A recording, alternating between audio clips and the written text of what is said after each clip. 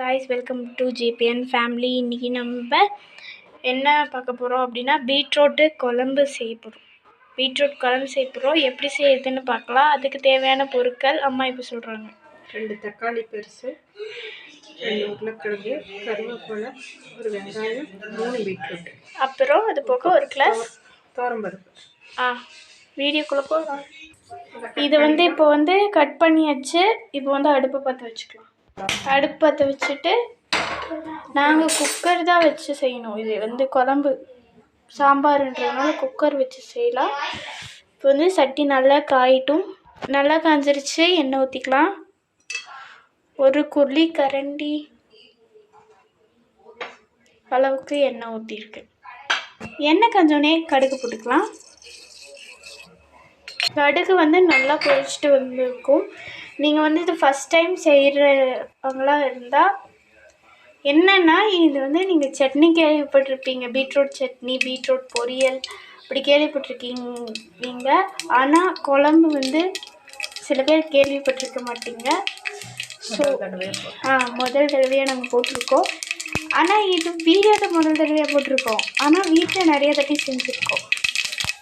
சாம்பார் சாப்பாட்டுக்கு நாஸ்டா ஐட்டம்ஸ்லாம் டேஸ்ட்டாக இருக்கும். நீங்களும் உங்கள் வீட்டில் நல்லா செஞ்சு பாருங்கள். ஸோ கடுகு இப்போ வெடிச்சிருச்சு. இப்போ கருவேப்பிலை சேர்த்துக்கலாம்.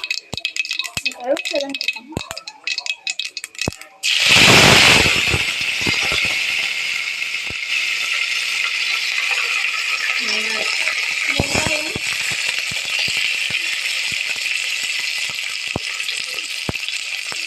இது நல்லா வதக்கிக்கலாம்.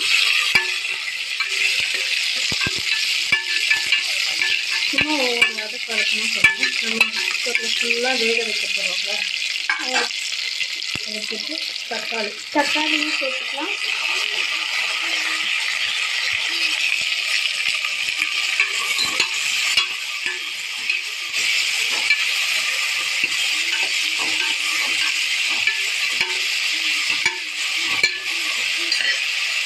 இப்போ 2 உருளைக்கிழங்கு சேர்த்து இதையும் நல்லா வதக்கிக்கலாம். ஒரு வதக்கு. அடுத்ததான் நம்மளோட பீட்ரூட் 3 ஐட்டம் சேர்த்துக்கலாம். ஸோ அதை சேர்த்துக்கலாம்.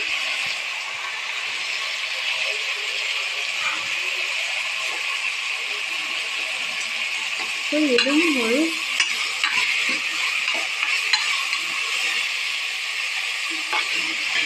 இதெல்லாம் நம்ம வேக வைக்கிறதுனால, விசில் விட்டு வேக வைக்கிறதுனால எல்லாத்தையும் ஒரே நேரத்தில் சேர்த்துட்டு இந்த பீட்ரூட் மட்டும் ஒரு செகண்ட் ஏதாவது மூடி வச்சுருவோம். ஒரு 2 ஸ்பூனு. நீங்கள் வேணும்னா மிளகாத்தூள் மல்லித்தூளும் போட்டுக்கலாம். அதுவும் நல்லா தான் இருக்கும்.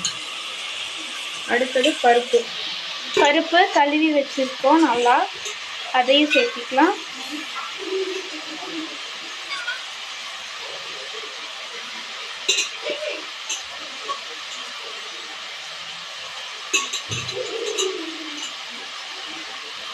இப்போ நல்லா கிளறி விட்டுக்கலாம். தேவையான அளவு தண்ணி ஊற்றி ஒரு 4 விசில் சால்ட்டு சேர்த்துக்கலாம். தண்ணி தேவையான அளவு.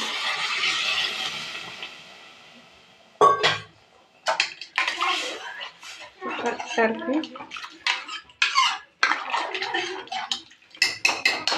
இப்போ சால்ட்டு சேர்த்துக்கலாம்.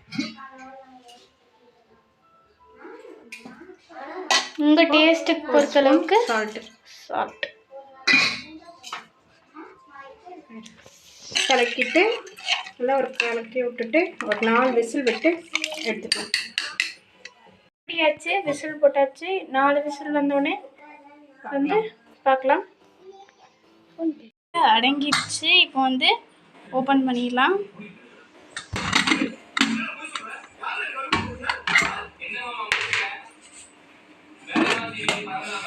நல்லா ஆவி பறக்கிற அளவுக்கு குழம்பு நல்லா ரெடியாக இருக்குது.